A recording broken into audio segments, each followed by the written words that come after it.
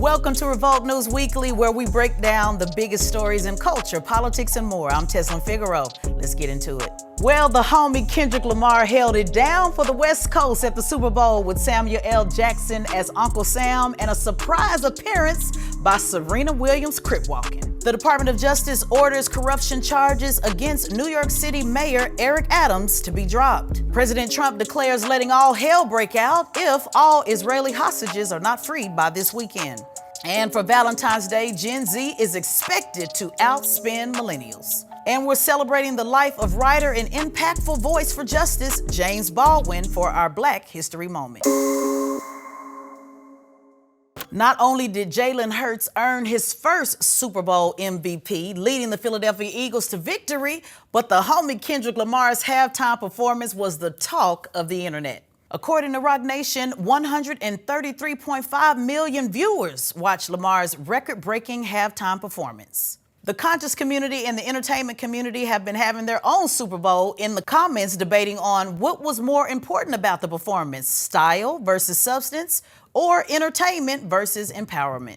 Now, you can find the symbolism breakdown of the performance on the internet, everything from the Sam Jackson playing Uncle Sam to the prison yard to the red, white, and blue to even Serena Williams crip walking. And of course, political substance aside, Kendrick still pulled from his petty playbook, I loved it personally, by taunting the audience with if he was going to perform, they not like us. Take a look. I want to perform their favorite song, but you know they love to sue. What song? Yeah, that song. That song? Maybe I think about it. Oh Know what? I slow it down. Say, ladies, do me this solid. no. Ooh. Well, he did perform it, and the crowd went crazy. And the camera shot with him looking in the camera saying, "Say Drake," will forever live in the classic meme museum. Well, guys, this week we learned that the Department of Justice under President Donald Trump appointed acting U.S. Deputy Attorney General Emil Bove, who instructed the Southern District of New York to dismiss all corruption charges against New York City Mayor Eric Adams. Now, Bove's decision was detailed in a 2-page memo citing the prosecution's negative impact on Mayor Adams' capacity to focus on critical issues like illegal immigration and violent crime. The directive specifies that the dismissal is without prejudice, suggesting that the charges could be revisited following the confirmation of a U.S. attorney appointed by President Trump. Now, back in October, President Trump wished Mayor Adams good luck with this case. Check this out. It's about time. Mayor Adams, good luck with everything. They went after you. They went after you, Mayor. Now, although the DOJ has issued an order, the actual dismissal of the case requires a judge's approval through a motion process. There is speculation that the Southern District of New York prosecutors might not immediately comply with the dismissal order. Now, in response to the dismissal, Mayor Adams said he has never broke the law and he never will. Take a look.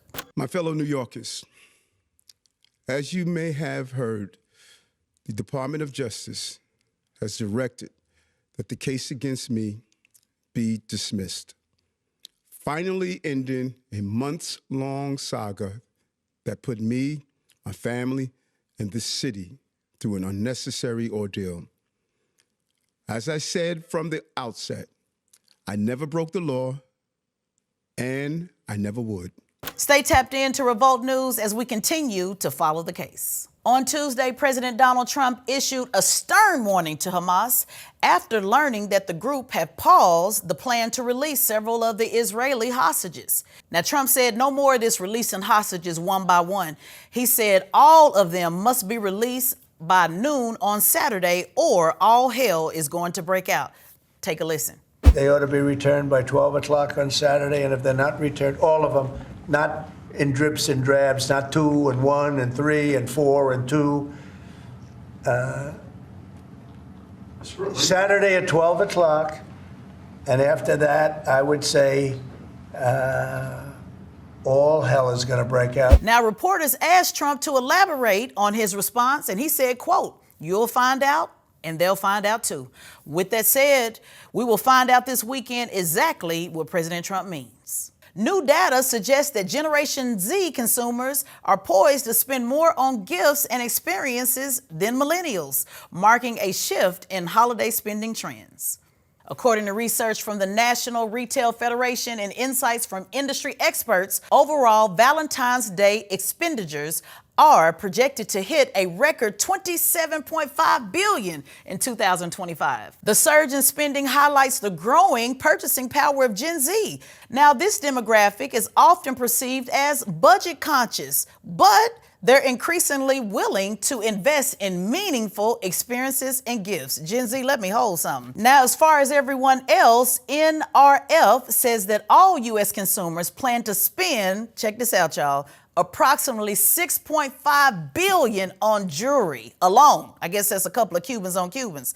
$5.4 billion on the evening out, $2.9 billion on flowers, $2.5 billion on candy, and $1.5 billion on greeting cards. So have fun dropping a bag on the one you love, or save your money and just have a Netflix and chill night. This week in Black History Month, we want to recognize James Baldwin, born in 1924 in Harlem, New York.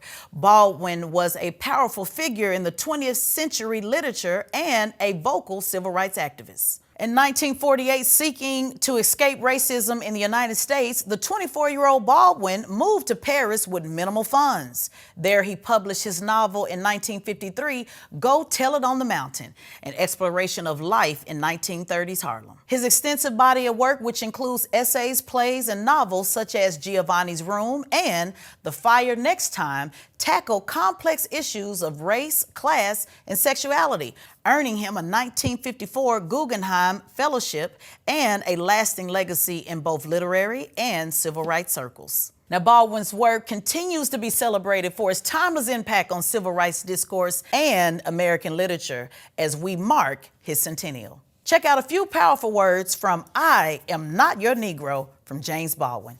The future of the Negro in this country is precisely as bright or as dark as the future of the country.